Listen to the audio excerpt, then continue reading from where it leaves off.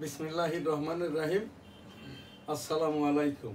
www.dailynewsstar ইংরেজি সংবাদপত্রের online news portal, বাংলাদেশের একমাত্র স্টুডিও ভিত্তিক বঙ্গবন্ধু ডিজিটাল স্টুডিও দি ডেইলি নিউজ স্টার ভবন এবং স্টুডিও ভিত্তিক প্রতিদিনের সংবাদ পাঠের অনুষ্ঠান নিউজ স্টার এনএসটিভি নিউজ। শুরুতেই আজ আমাদের এখানে সংবাদপত্র তিনটি: the daily news star, daily industry, Dainik Ittefaq. নিয়মিত অনুষ্ঠান পরিচালক এবং সংবাদ পাঠক মুস্তাফিজুর রহমান গোলদার, ভার্চুয়াল এডিটর হাফেজ মাওলানা শাহজালাল গোলদার স্টুডিওর বাহির হতে অনুষ্ঠানটি এডিটিং পরিচালনা করছেন। ক্যামেরার পিছনে ভার্চুয়াল অ্যাসিস্ট্যান্ট এডিটর হাফেজ রিফাত আহমেদ। নিউজ স্টার গ্রুপের অন্যান্য পত্রিকাগুলি: the daily news star, Jessore times, বাংলার 21 দৈনিক বেনাপোল, দৈনিক সবাই ডাকে, এনএসটিভি নিউজ। বিসমিল্লাহির রহমানির রহিম। আসসালামু আলাইকুম। এনএসটিভি স্টুডিওতে সবাইকে স্বাগত। স্টুডিওতে উপস্থিত আছেন দি ডেইলি নিউজ স্টার সম্পাদক ও প্রকাশক এবং ডেমোক্রেটিক বাংলাদেশের প্রেসিডেন্ট জনাব শাহজাহান আলী গোলদার। আসসালামু আলাইকুম। সংবাদ, এনএসটিভি নিয়মিত সংবাদ পড়ছি Mustafizur Rahman. Interim government moves for BB autonomy. Around 25 pieces of Middle East prisoners are Bangladeshis. ওই যে সৌদি আরবের বিশ্বের যত লোকজন অবৈধ অভারেস্টে ধৃত হয়ে জেলখানায় আছে, এর 25 হচ্ছে বাংলাদেশি, যাদের সংখ্যাও কয়েক হাজার। জি। Gov remains silent on state sector forensic audit. 12 ministries, zero ADP spending in July. Public holds more cash amid economic worries. Banks boost financing for eco-friendly projects. এইটা কিন্তু খুব খারাপ কাজ হচ্ছে। জি। এই যে বুস্টিং করা, অর্থাৎ চাচ্ছে না দিচ্ছে, জি। আবার বলছে অনেক প্রাইভেট ব্যাংকের তারল্য সংকট, জি। পুঁজির সংকট। জি। তো এর পিছনে কি দুর্বিসন্ধি আছে? এখন যেহেতু we are under martial law, 18 crore people and Bangladesh state, কাজী এখানটাই এই অন্তর্বর্তীকালীন সরকারের কিন্তু কোনো ক্ষমতাটাই নাই। এটা আমি একজন আইনজীবী হিসাবে, রাজস্ব আইনজীবী হিসাবে, যেটা আমি আইনের বই পড়ে জেনেছি, আদালতি কারবারে দেখেছি। ধন্যবাদ। Arrest warrant issued against BNP leader Aslam Chaudhary and his wife. Renewed loans owed TK 1.34 trillion, default again. Banking sector liquidity turns fragile. এই ছিল ডেইলি ইন্ডাস্ট্রি। এখন দৈনিক ইত্তেফাক। নির্বাচনের দিকে যাচ্ছে দেশ, সহযোগিতার জন্য প্রস্তুত সেনাবাহিনী। ধার করেও আর্থিক সংকট কাটছে না দুর্বল ব্যাংকগুলোর। গর্ব হয় দেশে এমন নাগরিক আছেন যারা অন্যের জীবন বাঁচাতে আগুনে ঝাঁপ দিলেন। মাইলস্টোন ট্র্যাজেডি আর কি। নির্বাচনের ডামাডোল আমরাই একমাত্র আর কি এই মাইলস্টোনের ওপরে অনেক খবর করেছি, দোয়া করেছি, এবং এই যে মাইলস্টোনের যারা আহত নিহত, এদেরকে একেবারে কম করে হলেও ক্যাটাগরিক্যালি 5 কোটি এবং 1 কোটি করে আর কি এই যে টাকা দেওয়ার ব্যাপারে, যারা আহত হয়েছে 1 কোটি, যারা মারা গেছে 5 কোটি। সে শিক্ষক হোক, ছাত্র হোক, সে পথচারী হোক, যেই হোক না কেন। সংবাদে এটা তো প্রথমেই আপনি এটা দোয়াও করেছি এখান থেকে। জাতীয়ভাবে কোনো কিন্তু দোয়া করে নাই। এই যে মামুনুল, চরমনাই, হেফাজতি, ওই তাবলিকি, কেউই কিন্তু এটা করে না। খুব দুর্ভাগ্যজনক। এরা করছে কি, এরা এর উপরে আরো মুখরোচক গীবতটা করছে আর কি। আস্তাগফিরুল্লাহ। রাব্বুল আলামিন এই বৈষম্য মাওলানাদেরকে, বৈষম্য আলেম উলামা নামধারীদেরকে, এদেরকে হয় হেফাজত দান করুন, আস্তাগফিরুল্লাহ, আর তা না হলে মিটাইয়ে দিন। ধন্যবাদ। নিম্নচাপ স্থলভাগের মিটায়ে দিন অর্থ জানতে চাচ্ছিলেন না? জি। এর অর্থ কিন্তু যে এদেরকে ওই মেরে ফেলেন তা না, জি। যাতে গিবতটা না করে আর কি, তাদের সেই বুঝটা যাতে করে আল্লাহ তাআলার তরফ থেকে দেয় আর কি। জি। এইটাকেই আমি বলছি, গিবত থেকে তাদেরকে মিটায়ে দিন, আল্লাহ মানে দুনিয়া থেকে তাদেরকে নিয়ে যাক, এইটা বলছি না। ওইটা জি। যখন এই ইস্তেগফার পড়ি, ওই যে গাজা উপত্যকায় যে ফিলিস্তিনিদেরকে আর কি মেরে ফেলছে বেঞ্জামিন নেতানিয়াহুর নির্দেশনা ক্রমে, জি। এই বেঞ্জামিনদেরকে রাব্বুল আলামিন হয় হেদায়েত দিন, না হলে চিরতরে আর কি মিটায়ে দিন। জি, আল্লাহ পাক সবাইকে হেদায়েত করুক। আমিন। নিম্নচাপ স্থলভাগ উঠেছে, কয়েক অঞ্চলে ভারী বৃষ্টির আশঙ্কা। 21শে আগস্ট গ্রেডেড হামলা মামলা, একদিনে একই ম্যাজিস্ট্রেটের 3 আসামির জবানবন্দি রেকর্ড নিয়ে প্রশ্ন আপিল বিভাগের। পিআর পদ্ধতিতে নির্বাচনের পক্ষে নয় বিএনপি। নির্বাচনের ডামাডোল। পিআর পদ্ধতিটার অ্যাব্রিভিয়েশন কি আপনি জানেন? জি, এর আগে আপনি বলছিলেন। এটা প্রপোর্শনাল রিপ্রেজেন্টেশন। জি। অর্থাৎ অনেকগুলো দল একটা মার্কার উপরে ভোট করবে, প্রার্থী নাই, কিচ্ছু নাই, এটা মামাবাড়ির আবদারের মতো আর কি। জি। এইটা বিশ্বের কোথাও নাই। ওই যেটা কিছু টকশো টকাররা শুনে শুনে বলছে, যেরকম শুনে শুনে মাওলানা হাফিজুল্লাহ, আর এরা শুনে শুনে সাংবাদিক বা টকার আর কি, এরা সব ওই যে এর মিথ্যা কথাটাও বলা শেখে নাই। এইরকম অ্যাক্রিডিটেশন কার্ড যার নাই রাষ্ট্র কর্তৃক, জি। আমি বহুবার উপস্থাপন করেছি, আজও আবার করছি। এতে অবশ্য ইউটিউবাররা এবং ওই ফেক যারা আর কি, ওই হোয়াটসঅ্যাপ, ফেসবুক, তারপর ইমেইল, ওই ইউটিউবে পোস্ট করতো, এদের সংখ্যা 80% কমে গেছে। জি। এই যে বাইতুল মুকাররমের হাফিজিহুল্লাহ আব্দুল মালেককে নিয়ে যে ট্রল, এইটা কিন্তু এই যে বাইতুল মুকাররম থেকে প্রতি মাসে শতাধিক কোটি টাকা ভাড়ার টাকা, পজিশন ট্রান্সফারের টাকা হাফিস হয়ে যাচ্ছে। এইটার ব্যাপারে কিন্তু কেউ কথাটা বলছে না। এই ব্যাপারটাই সম্যক অবগত এই যে মামুনুল হক, রেজাউল করিম এবং এই যে জনপ্রশাসন মন্ত্রণালয় থেকে আর কি খালিদ হোসেনের মাধ্যম দিয়েই নিয়োগপ্রাপ্ত যিনি আব্দুল মালেক মহোদয় হাফিজিহুল্লাহ আব্দুল মালেক মহোদয়, অস্থায়ী খতিব বাইতুল মুকাররম। আমি প্রতিদিনই অনুরোধ করছি, দয়া করে বাইতুল মুকাররম আল্লাহর ঘর, বাংলাদেশের জাতীয় মসজিদ, পূর্ব গেটটা মুসল্লিদের যাওয়ার উপযোগী করে দেন। এখানটাই চলমান ভাতের হোটেল, সুইমিং পুলের ভ্যান স্ট্যান্ড, সন্ধ্যার পরে মাতকের আখড়া। এই জুবাইর মহোদয় স্বেচ্ছায় আন্তর্জাতিক তাবলিকি মুরব্বী, বাংলাদেশের মুরব্বী এবং টঙ্গীর মুরব্বী হতে 80 বছর বয়সে স্বেচ্ছায় অবসর নিয়েছেন। ইসলামিক ফাউন্ডেশন হতে কাকরাইলেও আর কি, কাকরাইল মার্কাজের এই যে পেশ ইমাম এবং খতিব এই যে পার্মানেন্টলি নিযুক্তি দিন। বাইতুল মুকাররম এখন 30,000 মুসল্লিও হয় না জুমার দিন, যেখানটায় বাইতুল মুকাররমে 2 লক্ষাধিক মুসল্লি জুমার দিনে হইতো। আমি 1986 সাল থেকে বাইতুল মুকাররমের নিয়মিত মুসল্লি। এখন বাইতুল মুকাররমের নিয়মিত রেগুলার ক্যাপাসিটি ওক্তিয়া নামাজের 42,000, জুমার দিনের 2 লাখ, 30,000 মুসল্লিও হয় না। আর এই যে বাইতুল মুকাররমের পশ্চিম, পূর্ব, ডাইন দিক, উত্তর গেটে আর কি, ওই যে ইউটিউবাররা অল্প বয়সের, আমার এই যে ভার্চুয়াল অ্যাসিস্ট্যান্ট এডিটর হাফেজ রিফাত আহমেদের চেয়েও অর্ধেক বয়সও না, এরাই বিভিন্ন ট্রল আকারে এই যে হাফিজিহুল্লাহ আব্দুল মালেককে এখানে উপস্থাপন করে সানি খুতবার, আর ওখানে ওই লোকজন চটি জুতা হাতে করে যাচ্ছে, কেউ বসে আছে, কেউ কান চুলকাচ্ছে। এখানে লোক সংখ্যা ওই 60-70 জন আর কি, যেখানটায় ওই জায়গাটাই বসার জায়গা।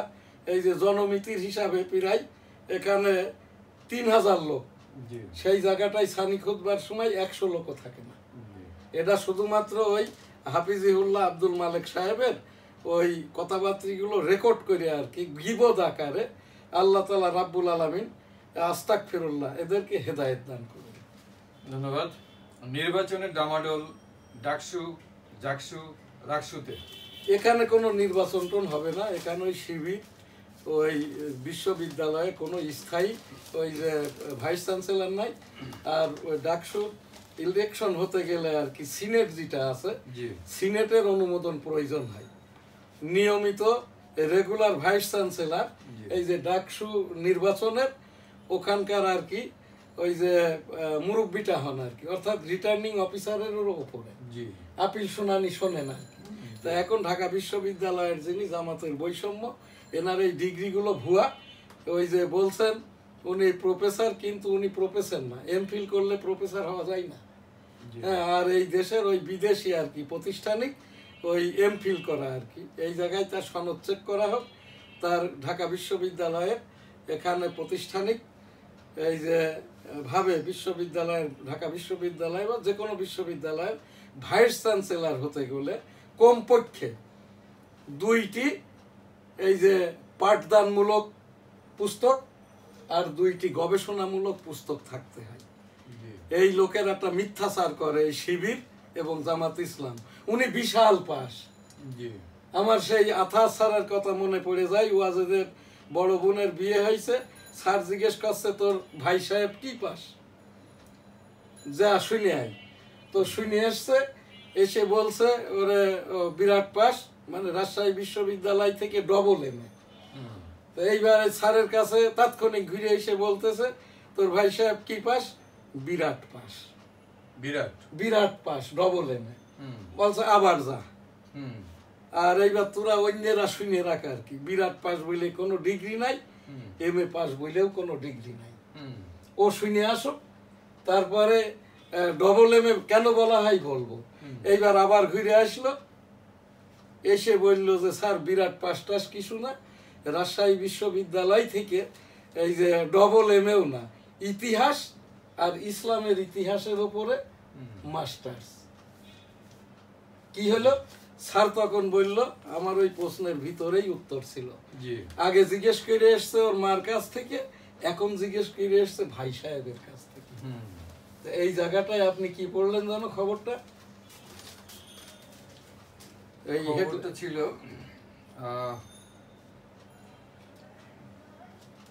নির্বাচনের যে ইস্যুটা ছিল। হ্যাঁ আচ্ছা ঠিক আছে। এখন ওই যে ওই ঢাকা বিশ্ববিদ্যালয় অন্যান্য বিশ্ববিদ্যালয়ের ডাকসু নির্বাচন, এই জায়গাটায় যারা প্রার্থী হচ্ছে এরা রেগুলার স্টুডেন্ট কিনা, এদের স্টুডেন্টের বয়সটা কত, এরা ভোটার হয়েছে কিনা, একটা অনার্স গত বছর ভোটার হয়েছে, এরাই তো এখন ভোট দেওয়ার ইচ্ছা পোষণ করছে। এরা তো আর ডাকসু ভোটার হবে না, হবে? যদি ডাকসু ভোট এইরকমটা না হয় তাহলে এই ভোটার কবে করবে? আর কি, যেখানে ঢাকা বিশ্ববিদ্যালয়ে স্টুডেন্ট সংখ্যা নতুন পুরাতন রেজাল্ট হয়েছে, হয়নি প্রায় 1,50,000। তো এই জায়গাটায় এইগুলো ঠিকঠাক করতে করতে এর ভিতরে ডেট শিডিউল ঘোষণা হয়ে গেছে। এখন নিয়মতান্ত্রিকভাবে ইলেকশন কমিশন দিয়ে এইসব নির্বাচন হওয়াটা খুব দুরূহ হয়ে গেল। আমার মতামত জানতে চেয়েছে, ডাকসু ইলেকশন হওয়া ভালো, তবে ইতিপূর্বেকার যেভাবে ডাকসু ইলেকশন হয়েছে, এই আমাদের সময় আমরা দেখেছি এই যে শামসুজ্জামান দুদু রিপন, তারও আগে, এরপরে হচ্ছে এই যে হাবিবুর রহমানরা, এখন যে বিএনপির মাননীয় সাবেক প্রধানমন্ত্রীর এই যে adviser to PM Habibur Rahman Habib, এই রকমটা আর কি, ওই রকমটা ভাবে কিভাবে করবে ডাকসু ইলেকশন, এটা কোনো ক্রমেই সম্ভব না। তবে নির্বাচনটা হোক, এটাও আমি মনে প্রাণে চাই। ধন্যবাদ। নির্বাচন অনুষ্ঠান কোন দলের নয়, এটি সরকারের দায়িত্ব। আসিফ নজরুল। জুলাই নির্বাচন অনুষ্ঠান কোন দলের নয়, এটি সরকারের দায়িত্ব। না না, সরকার তো পরিচালিত হচ্ছে এই যে প্রধান কি বলে, না না, এখানে সরকার এখন পরিচালিত হচ্ছে এবং আসিফ নজরুল মহোদয় মাননীয় প্রধান বিচারপতির আদেশ বলে। যে কথাটি আমি বলছি, গাড়িতেই ঘোড়া টানছে, অর্থাৎ প্রধান বিচারপতি তো অস্থায়ী, প্রধান বিচারপতির নির্দেশনা ক্রমে রাষ্ট্রপতি, প্রধান বিচারপতির নির্দেশনা ক্রমে প্রধান উপদেষ্টা, প্রধান বিচারপতির নির্দেশনা ক্রমে এখানটায় উপদেষ্টা পরিষদ, প্রধান বিচারপতিকে এইবার এখানটায় অস্থায়ীভাবে পদোন্নতি পদায়িত করেছেন। Now we are under martial law, 18 crore people and state, সামরিক আইন, প্রশাসক কিনা জানি না, মিলিটারি প্রধান জেনারেল ওয়াকারুজ্জামান সাহেব এই যে প্রধান বিচারপতিকে অস্থায়ীভাবে দিয়েছেন, অস্থায়ীভাবেই আর কি সকলকেই আবার মাননীয় প্রধান বিচারপতি, এই রাষ্ট্রপতি সহ সকলকে নিযুক্তি বা পদায়ন, পদোন্নতি বা স্থল অভিষিক্ত করেছে। এই জন্যই আর কি এখানটায় গাড়িতেই ঘোড়া টানছে।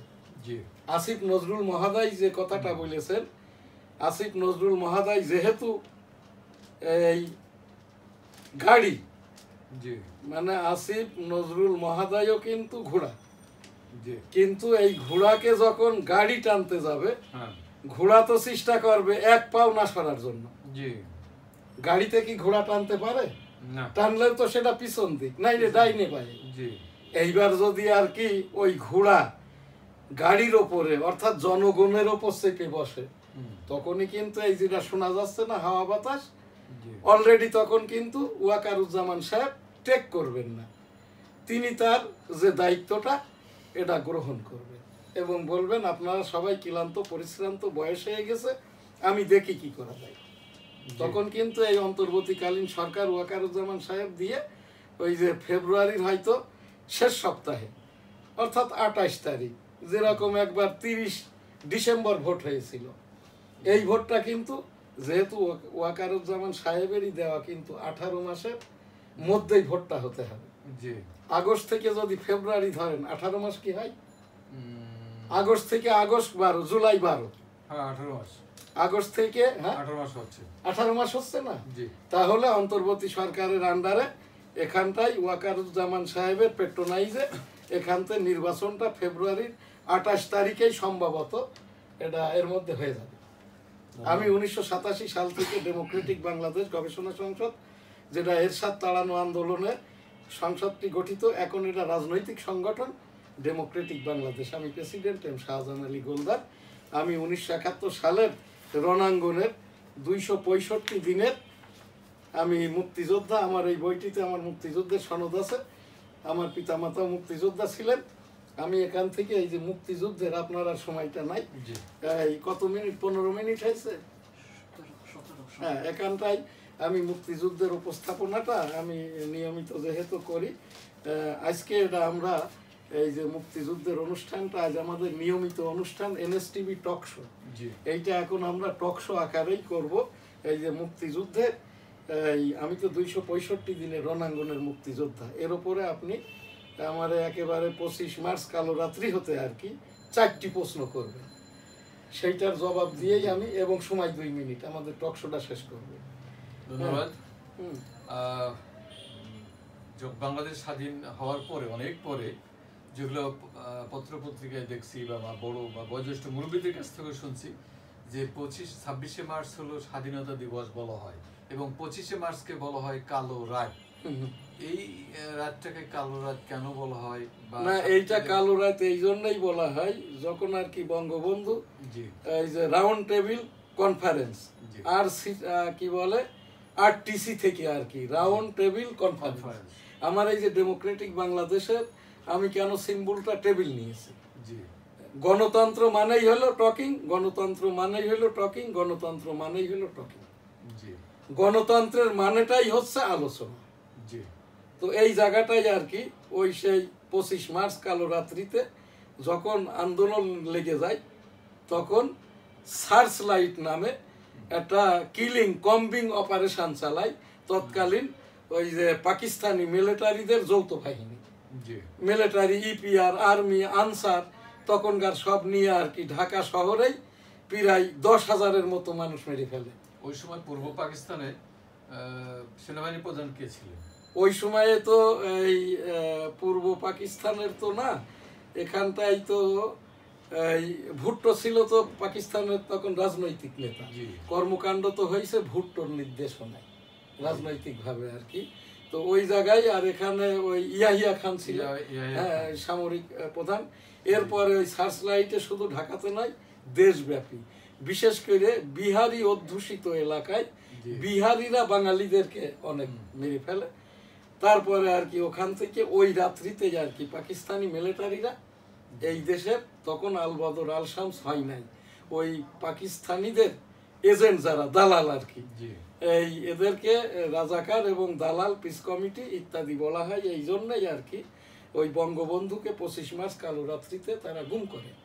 এরপরে তো পাকিস্তান নিয়ে যায় মে মাস পর্যন্ত, বঙ্গবন্ধুর খোঁজ পাওয়া যাচ্ছিল না। তখন ইন্ডিয়া কৌশলগতভাবে একটি ঘোষণা দেন, বঙ্গবন্ধু কিন্তু পাকিস্তান মায়ার কারাগারে। শ্রীমতী ইন্দিরা গান্ধী বললেন Bangabandhu Sheikh Mujibur Rahman is here, Delhi India.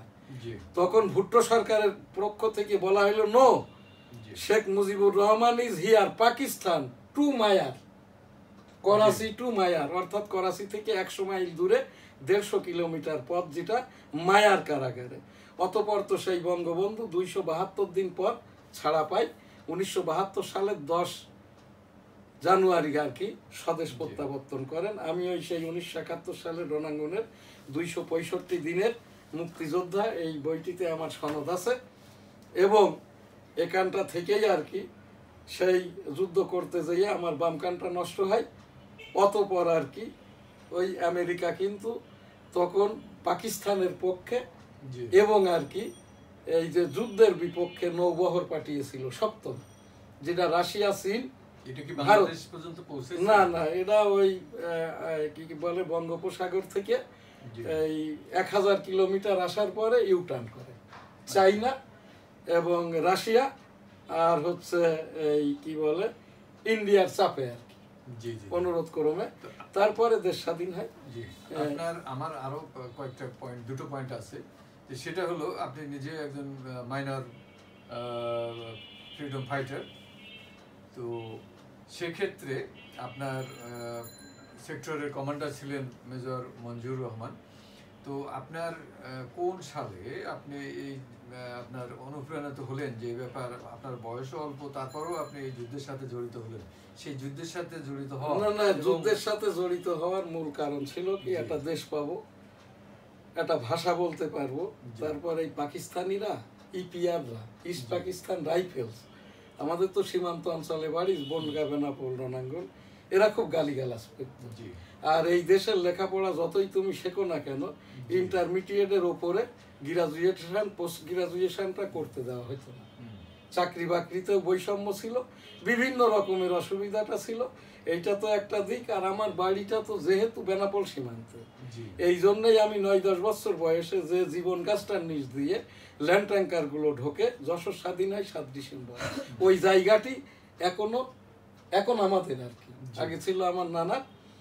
এরপরে তো আর কি যাই হোক, দেশ স্বাধীনের পূর্বে আরো বহু কাহিনী আছে, এতটা সময় এখানে নাই। শেষ কথাটা আর কি এইটা, এখন যেটা যে বিতর্কটা, এবং এখানে নাহিদ ইসলাম যেটা বলছে বঙ্গবন্ধু জাতির জনক নয়, বঙ্গবন্ধু জাতির জনক নয়, এটা হইলো বিশ্ব মানবতার জাতির জনক হচ্ছেন বাবা আদম আলাইহিস সালাম। মুসলিম জাতির এই যে জনক হচ্ছেন ইব্রাহিম আলাইহিস সালাম, যেটা মহানবী মুহাম্মদুর রাসূলুল্লাহ সাল্লাল্লাহু আলাইহি সাল্লামেরও পরিবার, ইব্রাহিম আলাইহিস সালাম। তো এই জায়গাটাই আর কি আমি সেই স্বাধীনতার ঘোষণার উপরেই আর কি, আপনাকে আর সময় দিতে পারছে না আর কি আমার এই ভার্চুয়াল অ্যাসিস্ট্যান্ট এডিটর। তো এই জায়গাটাই আর কি বঙ্গবন্ধু 7ই মার্চ 1971 সারোয়ার্দী উদ্যানের ঘোষণাটি স্বাধীনতার ঘোষণা। পরবর্তী পর্যায়ে দ্বিতীয় পর্যায়ে জিয়াউর রহমান যে ঘোষণাটি দেন, এই 2টি ঘোষণাই এখানে বলে আজকের মুক্তিযোদ্ধা বিষয়ক উপস্থাপনা। মুক্তিযোদ্ধাদের যে 1,47,000 বেশি আছে, এদের বিতর্ক নাই। যে 1.5 লক্ষ মারা গেছে তাদেরও বিতর্ক নাই। যাদের 2.5 লক্ষ মামলা আছে, মুক্তিযোদ্ধা করে নিবেন। 500 মামলা যেটা আছে আর কি এই কোর্টে আর কি, এগুলো নিষ্পত্তি করবেন।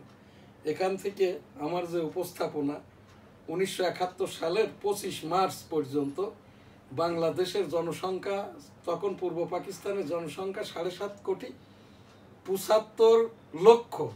এরাই ছিল মুসলিম লীগ, এরাই ছিল পিস কমিটির চেয়ারম্যান মেম্বার, আল বদর, আল শামস, রাজাকার।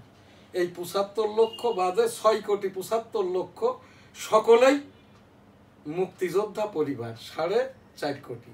এই 4.5 কোটি মুক্তিযোদ্ধা পরিবারেরই মর্যাদা সেটেলমেন্ট প্রত্যাশা করছি। 7ই মার্চের বঙ্গবন্ধুর যে ঘোষণা, এবারের সংগ্রাম মুক্তির সংগ্রাম, এবারের সংগ্রাম স্বাধীনতার সংগ্রাম। জয় বাংলা, ইনশাল্লাহ। আসসালামু আলাইকুম।